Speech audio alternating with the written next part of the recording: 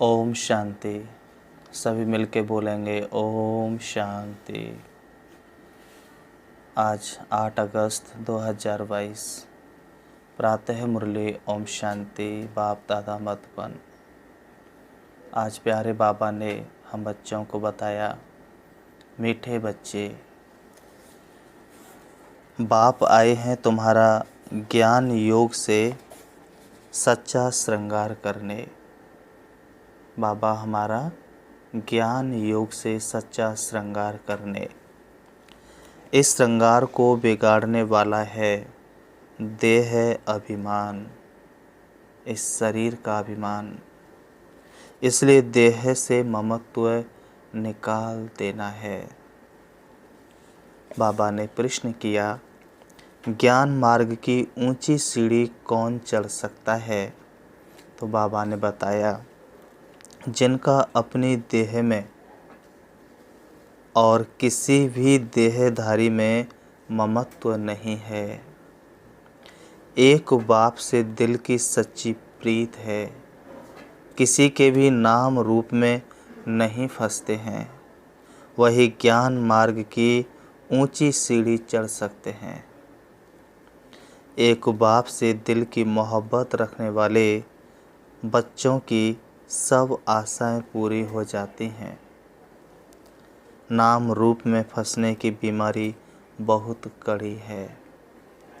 इसलिए बाप दादा क्या देते हैं? वार्निंग देते हैं, सावधान करते हैं, बच्चे तुम एक दो के नाम रूप में फंस अपना पद भ्रष्ट मत करो। गीत है, तुम्हें पाके हमने जहाँ पा लिया, जमी तो जमी आसमां पा लिया। ओम शांति। मीठे मीठे बच्चे तो इस गीत के अर्थ को अच्छी रीत से जान गए होंगे, फिर भी बाबा एक एक लाइन का अर्थ बताते हैं। इन द्वारा भी बच्चों का मुख खुल सकता है। बड़ा सहज अर्थ है। बाबा कहे कि इस गीत के माध्यम से भी ज्ञान सुनाने के लिए मुख खुल सकता है। बाबा कहते हैं कि बड़ा सहज अर्थ है। अब तुम बच्चे ही बाप को जानते हो। और बाबा ने पूछा कि तुम कौन? तो ब्राह्मण ब्राह्मणियाँ से वंशित तो सारी दुनिया है, अब नई रचना रच रहे हैं। बाबा ने बताया कि तुम सम्मुख हो, तुम जानते हो बेहद के बाप से ब्रह्मा द्वारा हम ब्राह्मण ब्राह्मणियाँ सारे विश्व की बादशाही ले रहे हैं। आसमान तो क्या सारी धरती उनके बीच सागर नदियाँ आ गए। बाबा हम आप से सारे विश्व की बादशाही ले रहे हैं, पुरुषार्थ कर रहे हैं। हम कल्प कल्प बाबा से वर्षा लेते हैं। जब हम राज्य करते हैं तो सारे विश्व पर हम भारतवासियों का ही राज्य होता है और कोई भी नहीं होते, चंद्रवंशी भी नहीं होते। सिर्फ सूर्यवंशी लक्ष्मी नारायण का ही राज्य है, बाकी तो सब बाद में आते हैं। यह भी अभी तुम जानते हो, वहाँ तो यह कुछ भी पता नहीं रहता है। यह भी नहीं जानते कि हमने यह वर्षा किस से पाया। अगर किससे पाया तो फिर कैसे पाया? बाबा कहते यह प्रश्न उठता है। सिर्फ यही समय है जबकि सारी सृष्टि चक्र की नॉलेज है, फिर यह गुम हो जाएगी। अभी तुम जानते हो कि बेहद का बाप आया हुआ है, जिनको गीता का भगवान कहा जाता है। भक्ति मार्ग में पहले सर्वशास्त्रमयी शिरोमणि गीता ही सुनते हैं। गीता के साथ भागवत महाभारत भी है। यह भक्ति भी बहुत समय के बाद शुरू होती है। आहिस्ते आहिस्ते मंदिर बनेंगे, शास्त्र बनेंगे। बाबा कहते हैं 300-400 वर्ष लग जाते हैं, अभी तुम बाप से सम्मुख सुनते हो। जानते हो परमपिता परमात्मा शिव बाबा ब्रह्मा तन में आए हैं। हम फिर से आकर उनके बच्चे ब्राह्मण बने हैं। कल्प पहले भी बने थे, अब कल्प बाद फिर बनेंगे। सतयुग में यह नहीं जानते कि हम फिर चंद्रवंशी बनेंगे। सतयुग में यह ज्ञान भूल जाते हैं। अगर यही नॉलेज बनी रही तो चिंता हो जाएगी, खुशी गायब हो जाएगी। बाबा कहते हैं कि सतयुग में यह नहीं जानते कि हम फिर चंद्रवंशी बनेंगे। अभी बाप तुमको सारी सृष्टि का चक्र समझा रहे हैं। बाप सृष्टि के आदि मध्य अंत को जानते हैं। उनको कहा ही जाता है जानी जाननहार नॉलेजफुल। फिर बाबा ने पूछा कि किसकी नॉलेज? यह कोई भी नहीं जानते कि यह नॉलेज किसकी है। सिर्फ नाम रख दिया है कि गॉड फादर इज नॉलेजफुल। वह समझते हैं कि गॉड सभी के दिलों को जानने वाला है। अभी तुम जानते हो हम श्रीमत पर चलते हैं। बाप कहते हैं मामेकम याद करो। जिसको तुम आधा कल्प से याद करते आए हो, अब तुमको ज्ञान मिलता है तो क्या छूट जाती है? बाबा कहता जब ज्ञान मिलता है तो भक्ति छूट जाती है। दिन है सतयुग और रात है कलयुग। पाँव नरक तरफ और मुंह स्वर्ग तरफ है। पियर घर से होकर ससुर घर आएंगे। यहाँ पिया शिव बाबा आते हैं श्रृंगार कराने, क्योंकि श्रृंगार बिगड़ा हुआ है। देह अभिमान ने श्रृंगार को बिगाड़ दिया, तो श्रृंगार करने शिव पिया आया है। पतित बनते तो श्रृंगार बिगड़ जाता है। अभी पतित पापी नीच बन पड़े हैं। अब बाप द्वारा तुम मनुष्य से देवता बन रहे हो। बाबा कहता बेगुण से गुणवान बन रहे हो। जानते हो बाप को याद करने और समझने से हम कोई भी पाप नहीं करेंगे, कोई तमो प्रधान चीज नहीं खाएंगे। मनुष्य तीर्थों पर जाते हैं तो कोई बैंगन छोड़ आते हैं, कोई मांस छोड़ आते हैं। यहाँ है 5 विकारों का दान, क्योंकि देह अभिमान सबसे बड़ा खराब है। बाबा कहते गढ़ी गढ़ी देह में ममत्व पड़ जाता है। बाप कहते हैं बच्चे से देह से ममत्व छोड़ो। देह का ममत्व नहीं छूटने से फिर और देहधारियों से ममत्व लग जाता है। बाप कहते हैं बच्चे एक से प्रीत रखो, औरों के नाम रूप में मत फंसो। बाबा ने गीत का अर्थ भी समझाया है। बेहद के बाप से फिर से बेहद के स्वर्ग की बादशाही ले रहे हैं। इस बादशाही को कोई हमसे छीन नहीं सकता। वहाँ दूसरा कोई है ही नहीं। बाबा कहते कि छीनेंगे कैसे? अभी तुम बच्चों को श्रीमत पर चलना है। ना चलने से याद रखना कि ऊंच पद कभी पा नहीं सकेंगे।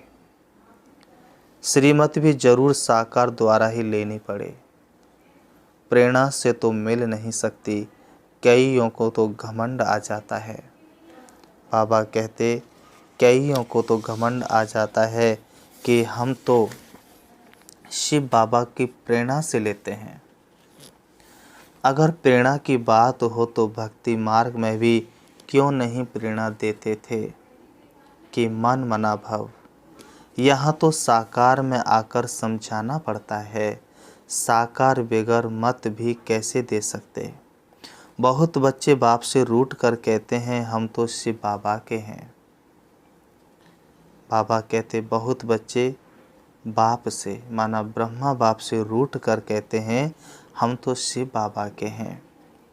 तुम जानते हो शिव बाबा ब्रह्मा द्वारा हमको ब्राह्मण बनाते हैं। पहले बच्चे बनते हैं ना, फिर समझ मिलती है कि हमको दादे का वर्षा मिल रहा है इन द्वारा। दादा शिव बाबा ही ब्रह्मा द्वारा हमको अपना बनाते हैं, शिक्षा देते हैं। गीत बाबा से मोहब्बत रखने से हमारी सब आशाएं पूरी होती हैं। मोहब्बत बड़ी अच्छी चाहिए। तुम सब आत्माएं आशिक बनी हो एक भगवान की, एक बाप की। छोटेपन में भी बच्चे बाप के आशिक बनते हैं। बाबा कहते हैं बाप को याद करेंगे तो वर्षा मिलेगा। बच्चा बड़ा होता जाएगा, समझ में आता जाएगा। तुम भी बेहद के बाप के बच्चे आत्माएं हो, बाप से वर्षा ले रहे हो। अपने को आत्मा समझ परम पिता परमात्मा को याद करना पड़े। बाप के आशिक बनेंगे तो तुम्हारी सब आशाएं पूरी हो जाएंगी। आशिक मासूक को याद करते हैं। कोई दिल में आस रखकर बच्चा बाप पर आशिक बनता है वर्षे के लिए। बाप और प्रॉपर्टी याद रहती है, अभी वह है हद की बात। यहाँ तो आत्मा को आशिक बनना है। बाबा कहते पारलौकिक मासूक का, किसका आशिक? पारलौकिक मासूक का आशिक बनना है, जो सभी का मासूक है। तुम जानते हो कि बाबा से हम विश्व की बादशाही लेते हैं, उसमें सब कुछ आ जाता है। पार्टीशन की कोई बात नहीं। सतयुग त्रेता में कोई उपद्रव नहीं होते। दुख का नाम ही नहीं रहता, यह तो है ही दुखधाम। इसलिए मनुष्य पुरुषार्थ करते हैं, हम राजा रानी बनेंगे, प्रेसिडेंट प्राइम मिनिस्टर बने। नंबरवार दर्जे तो है ना। हर एक पुरुषार्थ करते हैं ऊंच पद पाने के लिए। स्वर्ग में भी ऊंच पद पाने के लिए मम्मा बाबा को फॉलो करना चाहिए। क्यों ना हम वारिस बने। भारत को ही मदर फादर कंट्री कहा जाता है।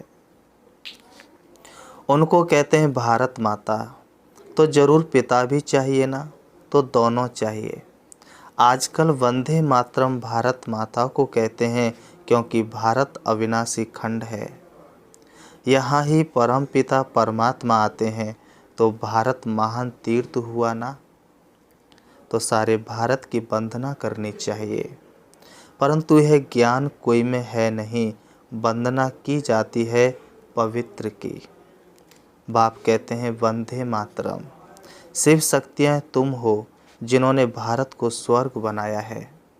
हर एक को अपनी जन्मभूमि अच्छी लगती है ना, तो सबसे ऊंची भूमि यह भारत है, जहाँ बाप आकर सबको पावन बनाते हैं। पतितों को पावन बनाने वाला एक बाप ही है। बाकी धरनी याद कुछ नहीं रहती। बाबा कहते बाकी धरनी याद कुछ नहीं करती है। सबको पावन बनाने वाला एक बाप ही है जो यहाँ आते हैं। भारत की महिमा बहुत भारी है।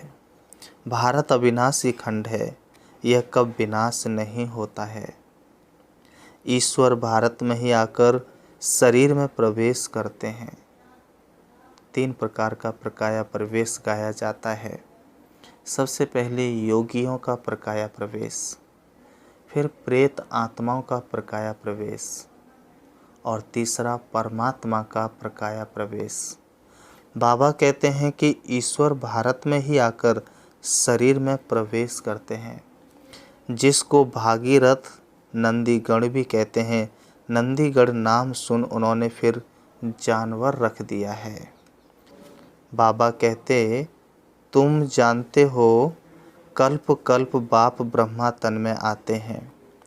वास्तव में जटाएं तुमको हैं, राज ऋषि तुम हो।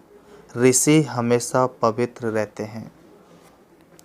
राज ऋषि हो, घर बार भी संभालना है। धीरे धीरे पवित्र बनते जाएंगे। वह फट से बनते हैं क्योंकि वह घर बार छोड़कर जाते हैं। तुमको गृहस्थ व्यवहार में रहते पवित्र बनना है। फर्क हुआ ना। उनको घर बार छोड़ना है, तुमको घर में रहते हुए पवित्र बनना है, तो फर्क हुआ ना। तुम जानते हो हम इस पुरानी दुनिया में बैठ नई दुनिया का वर्षा ले रहे हैं। बाप कहते हैं, मीठे मीठे बच्चों, यह पढ़ाई भविष्य के लिए है। तुम नई दुनिया के लिए पुरुषार्थ कर रहे हो, तो बाप को कितना ना याद करना चाहिए। बहुत हैं जो एक दो के नाम रूप में फंसते हैं, तो उनको शिव बाबा कभी याद नहीं पड़ेगा। जिससे प्यार करेंगे वह याद आता रहेगा, वह यह सीढ़ी चढ़ ना सके। नाम रूप में फंसने की भी एक बीमारी लग जाती है। बाबा वार्निंग देते हैं, एक दो के नाम रूप में फंस अपना पद भ्रष्ट कर रहे हो। औरों का कल्याण भल हो जाए, परंतु तुम्हारा कुछ भी कल्याण नहीं होगा। अपना कल्याण कर बैठते हैं। पंडित का मिसाल ऐसे बहुत हैं जो नाम रूप में फंस मरते हैं। गीत। अब तुम बच्चे जान गए हो कि आधा कल्प हमने दुख सहन किया है। बाबा कहते हैं, गम सहन किए हैं, अभी वह निकल खुशी का पारा चढ़ता है। तुम गम देखते देखते एकदम तमोप्रधान बन पड़े हो। अभी तुमको खुशी होती है, हमारे सुख के दिन आए हैं। सुख धाम में जा रहे हैं, दुख के दिन पूरे हुए, तो सुख धाम में ऊंच पद पाने का पुरुषार्थ करना चाहिए। मनुष्य पढ़ते हैं सुख के लिए। तुम जानते हो हम भविष्य विश्व के मालिक बन रहे हैं। पत्र में लिखते हैं, बाबा हम आपसे पूरा वर्षा लेकर ही रहेंगे, अर्थात सूर्यवंशी राजधानी में हम ऊंच पद पाएंगे। पुरुषार्थ की संपूर्ण भावना रखनी है। बाबा कहते हैं कि पुरुषार्थ की संपूर्ण भावना रखनी है। बाबा ने फिर गीत में बताया, अब सतयुग के तुम्हारे सुख की उम्मीदों के दीवे जग रहे हैं। दीवा बुझ जाता है तो दुख ही दुख हो जाता है। भगवान वाच तुम्हारा सब दुख अब मिट जाने वाला है। अब तुम्हारे सुख के घनेरे दिन आ रहे हैं। पुरुषार्थ कर बाप से पूरा वर्षा लेना है। जितना लेंगे इससे समझेंगे हम कल्प कल्प यह वर्षा पाने के अधिकारी बनते हैं। हर एक समझते जाएंगे हम किसको यह रास्ता बताते हैं। बाबा कहते हैं, पुण्य आत्मा नंबर 1 सूर्यवंशी में बनना है, अंधों की लाठी बनना है, प्रश्नावली आदि बोर्ड पर जहाँ तहाँ लगाना चाहिए। एक बाप को सिद्ध करना है, वही सबका बाप है। वह बाप ब्रह्मा द्वारा ब्राह्मण रचते हैं। ब्राह्मण से तुम देवता बनेंगे। शूद्र थे, अभी हो ब्राह्मण। ब्राह्मण हैं चोटी और फिर हैं देवता। 5 वर्णों का गायन आता है, ब्राह्मण, देवता, क्षत्रिय, वैश्य, शूद्र। जब हम शूद्र बन जाते हैं, सारी दुनिया शूद्र हो जाती है, देह अभिमानी और पतित हो जाती है। तब परमात्मा फिर आकर के हमें शूद्र से ब्राह्मण बनाते हैं। बाबा कहते, चढ़ती कला तुम ब्राह्मणों की है। तुम ब्राह्मण ब्राह्मणियाँ भारत को स्वर्ग बनाते हो, तो कौन से ब्राह्मण? जाति की बात नहीं है, कर्मों की बात है। गीता में भी एक जगह युधिष्ठिर से यक्ष नाम के देवता ने पूछा था कि ब्राह्मण किसे कहा जाता है। तब युधिष्ठिर ने बताया कि किसी को शास्त्र कंठ हो तो भी उसे ब्राह्मण नहीं कह सकते, क्योंकि उसे घमंड भी हो सकता है। किसी ने पीले वस्त्र पहने हों, यदि उसके कर्म या आचरण ब्राह्मण जैसे ना हो तो भी उसे ब्राह्मण नहीं कह सकते। कोई जाति का ब्राह्मण हो परंतु मर्यादाएं ब्राह्मण जीवन की एक भी ना हो तो भी उसे ब्राह्मण नहीं कह सकते। परंतु कोई जाति से भी शूद्र हो और कर्म ब्राह्मण जैसे हों तो उसको ही गीता ब्राह्मण कहा जाती है। उसी को गीता ब्राह्मण मानती है। तो वास्तव में जाति की बात नहीं, परमात्मा हमें कर्मों से मुख वंशावली ब्राह्मण बनाते हैं। तो बाबा कहते कि चढ़ती कला तुम ब्राह्मणों की है। तुम ब्राह्मण ब्राह्मणियाँ भारत को स्वर्ग बनाते हो। पाँव और चोटी बाजोली खेलने से दोनों का संगम हो जाता है। कितनी अच्छी रीत समझाते हैं। विनाश हुआ तो समझेंगे हमारी राजधानी स्थापन हुई। फिर तुम सब शरीर छोड़ अमर लोक में जाएंगे, क्योंकि यह तो मृत्यु लोक है। गीत जब से मोहब्बत हुई है, इसका यह मतलब नहीं कि पुरानी मोहब्बत वाले ऊंच पद पाएंगे और नई मोहब्बत वाले कम पद पाएंगे। नहीं, सारा मदार पुरुषार्थ पर है। देखा जाता है बहुत पुराने से नए तीखे जाते हैं, क्योंकि देखेंगे कि बाकी समय बिल्कुल थोड़ा है, तो मेहनत करने लग पड़ते हैं। पॉइंट्स भी सहज मिलती जाती है।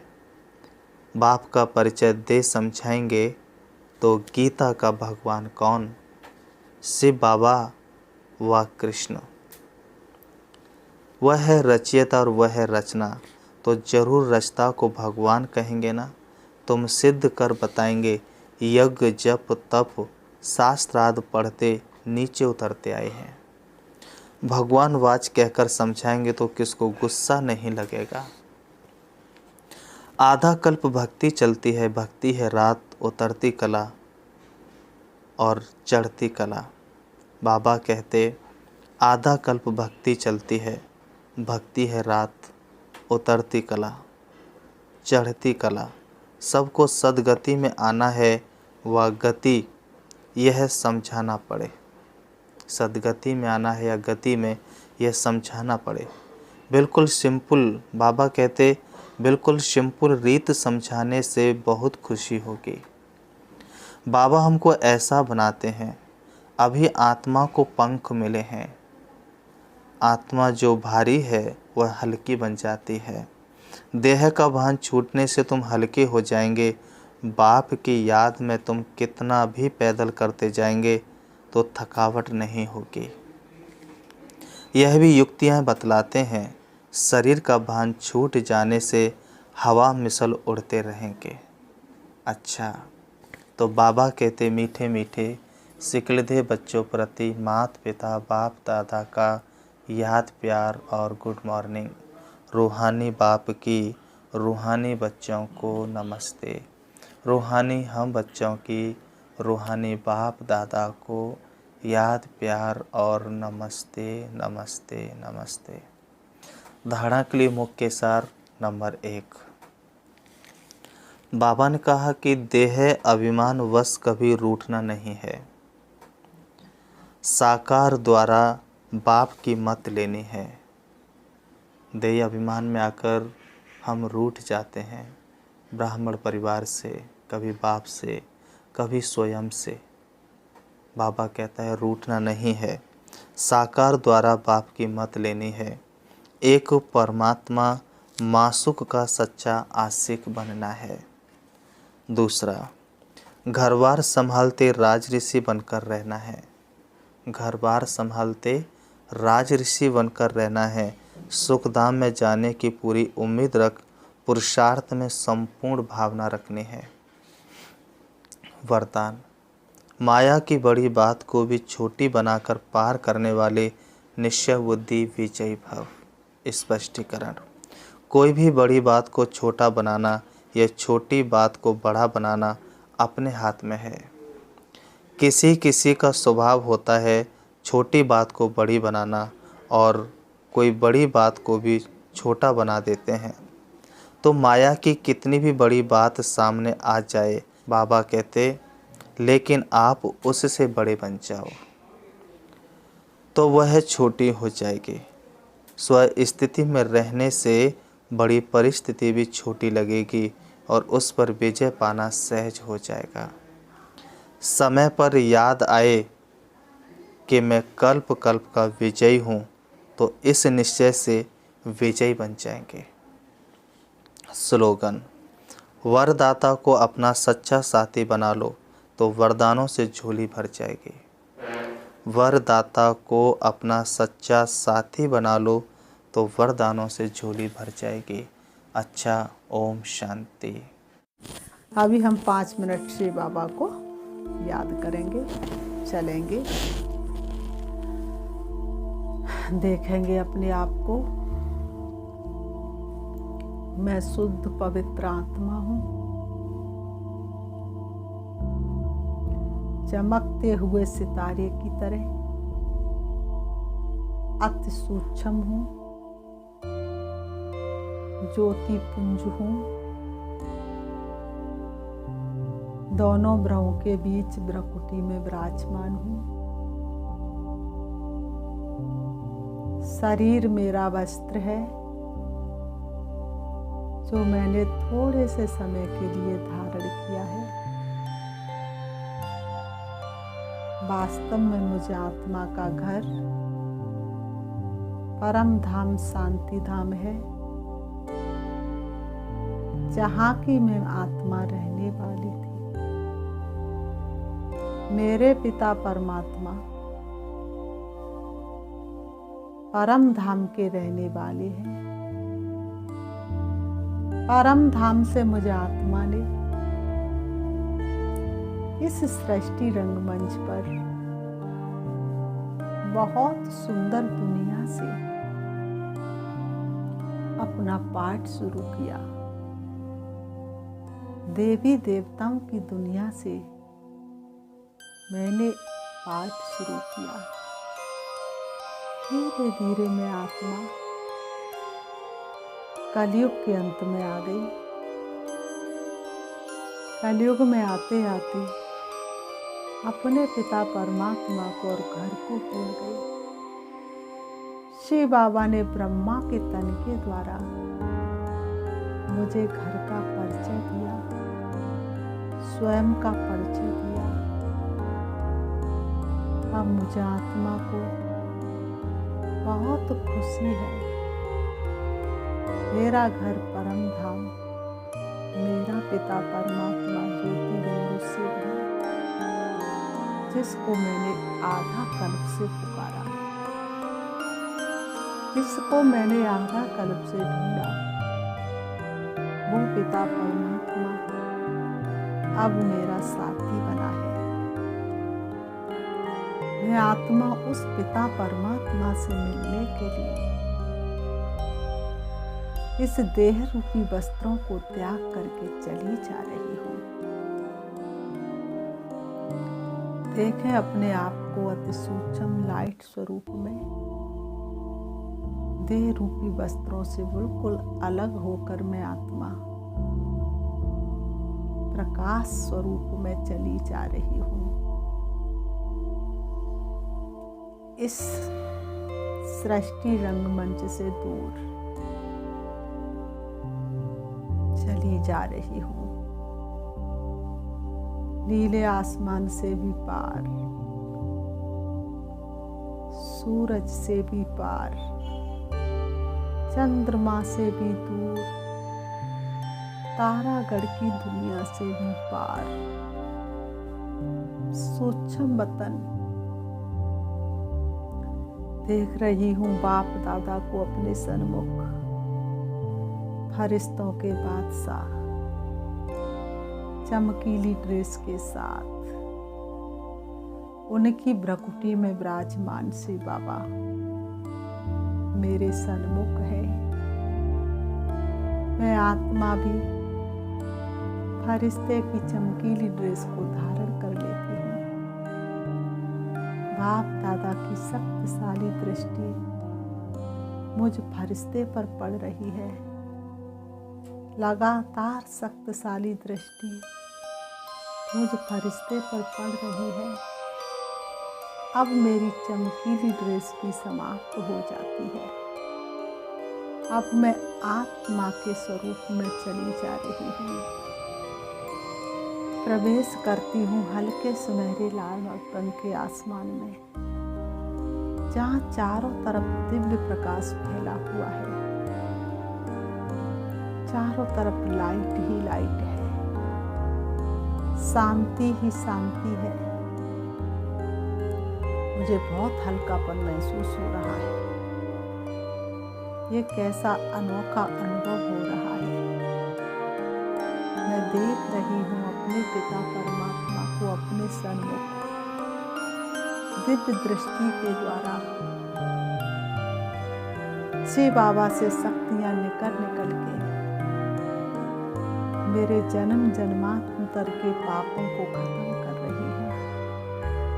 मुझ आत्मा को भरपूर कर रही है। मुझे आत्मा में शक्ति भरती जा रही है।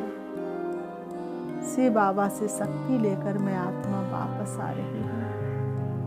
परम धाम से नीचे, सूक्ष्म वतन से नीचे, तारागढ़ से भी नीचे, चंद्रमा से भी नीचे, सूरज से भी नीचे आ जाती हूँ सृष्टि रंगमंच पर। आकर के दोनों ब्रह्म के बीच भ्रकुटी में विराजमान हो जाती हूँ। ओम शांति।